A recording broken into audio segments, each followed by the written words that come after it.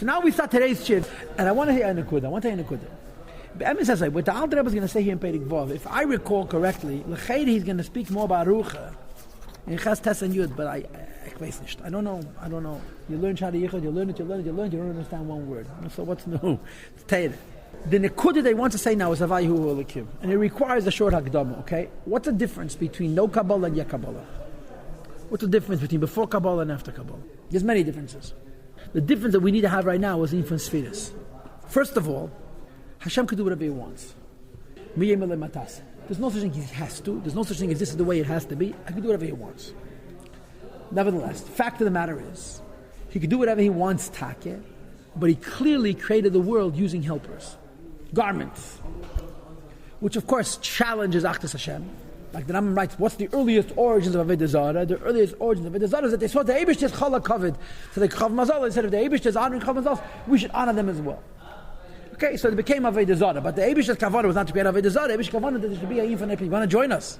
The Eibishter creates the world through Levushim. But there's a very big difference between the tools and the intermediates that the Eibishter uses according to Chakira and the tools that the Eibishter uses according to Kabbalah. And for the purposes of streamlining, I'm going to use these words. In Chakira, there's Malachim, there's no Sfiris. That's it. In Kabbalah, Malachim exist. Malachim are in Bria, or in Yetzirah. And there's Sfiris. Sfiris are not Sfiris.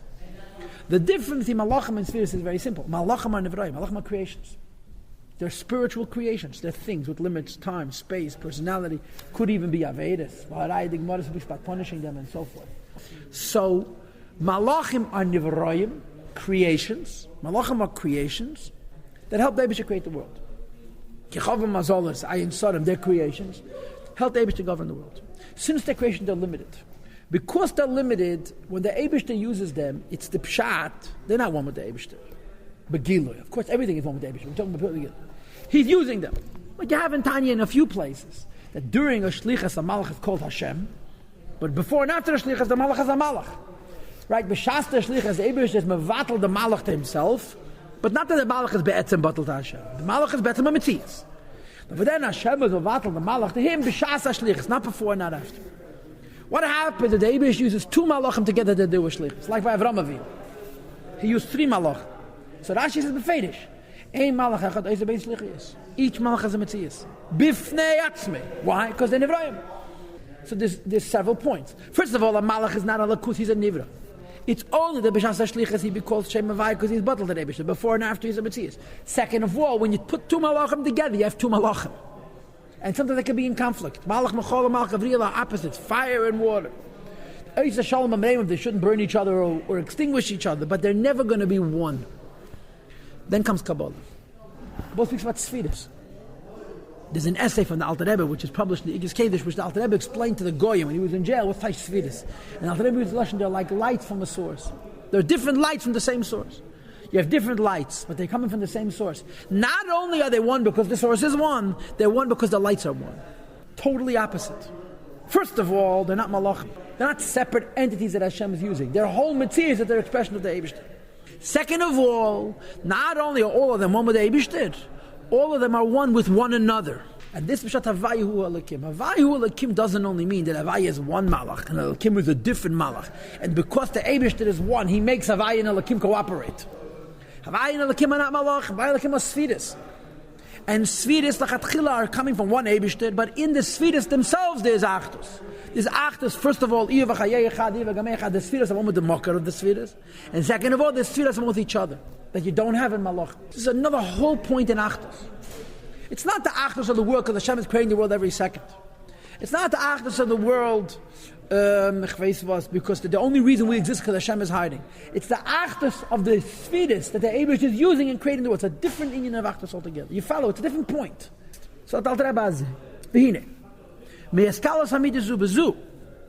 that we said that the Eibush creates the world using Havaya and Elikim, or Shemesh or Magim, and then we added that this Gevurah is actually Chesed. The vart here is that the fact that this Gevurah is Chesed is a raya, that the Chesed and Gevurah, the Eibish's creation, the Havaya and Elikim, the Gedula and Gevurah, are not two, they're one in the Yetz. Not only they're cooperating, not only the Eibish is making them work together, they're one by Yetz. Says the Rebbe, Nidal Ayin, this proves that him and the Eibish's Midas, aka Sfiris, are one. Because if Chesed and Gevura were Nevarayim, in other words, Malach, with their own Metzias, they couldn't work together. They could compromise. Chesed could say, I want this. Gevura could say, I want that. And Chesed doesn't want to give in, and Gevura doesn't want to give in. Because each one is a Metzias. The Eibishter would make them compromise, but it wouldn't be one. It would be a grinded out, it would be a negotiated peace. In Chesed and Gevura of creation, the Alter Rebbe says that this Gevura is Chesed. It's not a negotiated peace, it's one. And this is a raya to the inyan of Sfiras B'chlal, and the inyan from Achdus and Sfiras. In Malachim there's no Achdus, only in Sfiras there's Achdus. And Sfiras is like a separate lights, but the lights are simply expressions of Alakus, and therefore they're one and the same. You understand? This is the inyan of Sfiras. Here the Alter Rebbe is talking about Sfiras, not about Nivroim, not about the Eibishter. Sfiras are Nivroim? No, they're Netzach. That's the word. And they don't exist in Zman, they don't exist in Mokum, they have no self-identity. Their whole Matthias is to be Megala Lakus, that's it. I mean, the simple way I always put it is, if you could meet Eidin Sof and have a conversation, what would Eidin Sof meet? He's the most boring person in the world. Meet my boss, that's all he would say. Besides, for meet my boss, there's no Matthias. Spheres are Eidas and Kalim, but the same constant. Their whole union is Gili of Moed, that's it. Since there's a perfect unity between the Spheres and the Eibishter, different than Malachim or Nivroim that are bottled, but it's only a bit layesh. It's a separate union. First of all, there's a connection between every Sphere and the Eibishter. And then there's a separate, there's an act between the Spheres and one another. You understand? They include one another. As Eliyahu Navi says in Zayah, this is the Pascha Eliyahu. V'antu, you Eibishter, the kosher line, you tie them together. Or meyachad line, you make them one v'chuli, which goes on the spheres, not on Elokus. Or bar minacham, besides for in you, leich yechudi b'loi v'chuli, there can't be any achtas without you. In other words, the idea that there's real achtas in the spheres is because of the idea that they're one with the Eibishter. But this is what the Pasuk says, v'shavei salavecha, apply to your heart, ki hava yehu ha'lekim. The very, very first words of Sharichad V'amunah, yeah? He started off with the Pasuk v'yadaito, ki hava yehu ha'lekim, and he asked a question, would you think that it's not hava yehu ha'lekim? So what's the teretz? The teretz says, if Havai and Elakim would be like Malachim, you couldn't say Havai hu Elakim. You could say Havai and Elakim are a pshara, or a negotiated peace. Why could you say Havai hu Elakim? Because we're talking about spheres. And that's how the way the Alter Rebbe develops it is by bringing us this idea that Olam Chesed Yibonim, the Gvuras Chesed. Pirush just means, Shnei Shemes Eila, these two names, Hemechad Mamash, are one and the same. Shagam Shem Elikim Ametzan Tzimmayla Ma'ed, also the divine name Elikim that contracts and hides the divine light, Ubechinas Chesed K'mi Shem Havai, is exactly the same as Shem Havai, also Chesed. Because when you're talking about spheres, even though the Alter Rebbe keeps using the word Midas, but it means spheres, Lachat Chela, they're one with the Eibishter and therefore one with one another. All they are lights of Elikus. Mishum Shabbadeis, of Shalakadosh Baruch Hu, the Midas of the Eibishter. Mishaktas, Imi are unified with him, B'yichad Gam with an absolute oneness. Who, Ushmeyachad, him and the Eibishter spheres are one and the same. All they are the Gili of Elikus. Because the names of the Eibishter and the Midas of the Eibishter are one and the same thing. So just like Hu Shmei Hu Mideisav Echad, Vim Kain Memela, and therefore it's self-understood that you should know. Now goes the second point. Since we say that there's Achtos between the Eibishter and the Spheres, and that therefore there's Achtos between the Spheres and one another, so therefore there's also Achtos between the Eibishter and his world. This is already a second include. Now, let me just tell you like this. This Lashon Ein Eid, yeah, there's a Maimah Chazal on this. And there's a Sikha from the Rebbe, also someplace like this. The Sikha is based on a Medrash. That there's different expressions. What Noach said, and what Rochov said, and what Moshe Rabbeinu said. Moshe Rabbeinu says, Ein Eid. It says in the Medrash, Afilu b'chalalu shalaylam Ein Eid. But not just as Ein Eid, because the Eibishter is one, even in the vacuum, the emptiness of the world, Ein Eid, there's nothing besides for the Eibishter. So you should know like this, that in the world itself, Ein Eid, because of Havayu, Halakim, because the spheres of the Eibishter are one with each other, so in the world there's Ein Eid. What does this mean, Peter? Even this crude world, this base world. That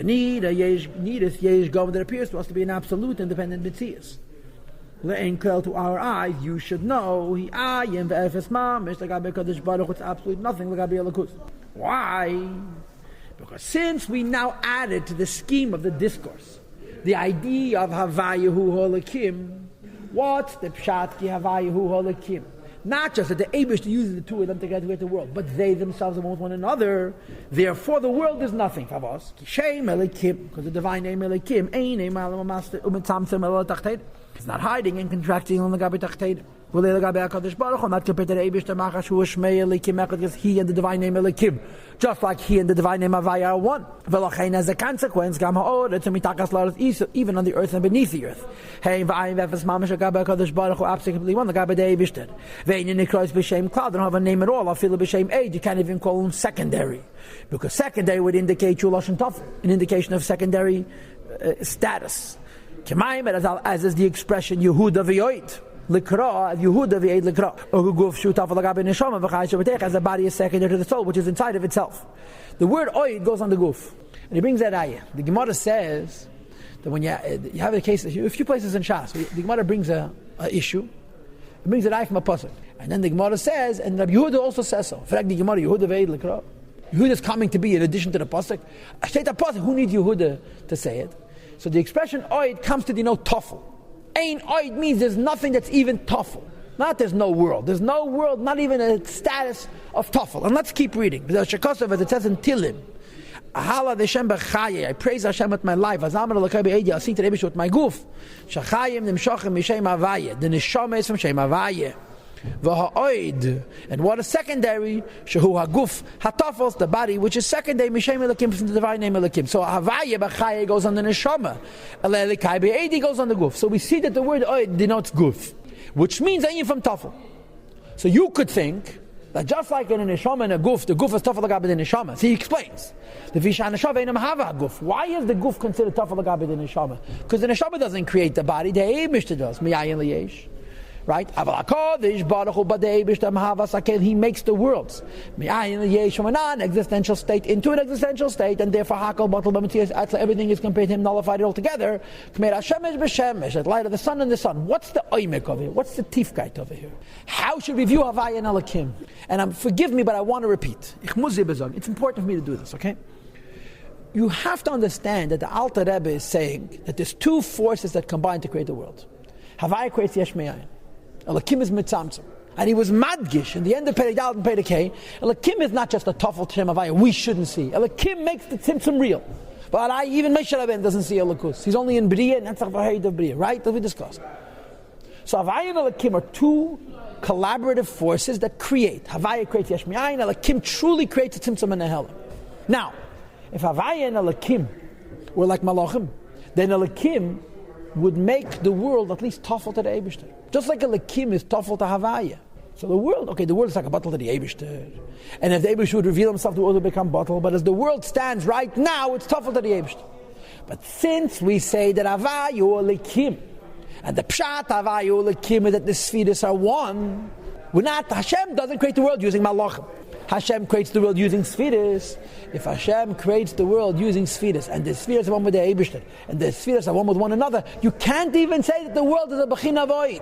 You can't say the world is tafel. Why? Because Elakim is Havaya. Havaya is Elakim. So the tzimtzum is not tzimtzum at all, except Lagabayos. If they would be like Malachim, you could say that just like Elakim is separate from Havaya, the world is separate from Havaya and Elakim. You follow? That's the progression. So go back to the first page of Yichud Ramunah. He asks several questions. Go back to page 152. He says, "V'tzarech lahav," in third line. You would think there's a second God. What's the teretz? And if they're malachim, then you would say, "Enochanami," the Eibishter is one, and he's using Havaya and Elakim to his advantage. But at least Elakim is secondary. Zakmenei, and Elakim is a sphira, and the sphira is the one with the Eibishter, one with one another. And this also explains the lashon einei. The world is not even tafel agabi Elakus because Elakim is not separate from Havaya at all. In fact, all the tzimtzum is doing is help the world come into Metzias, which Alter Rebbe is going to explain in Perek Zayin why it has to be there.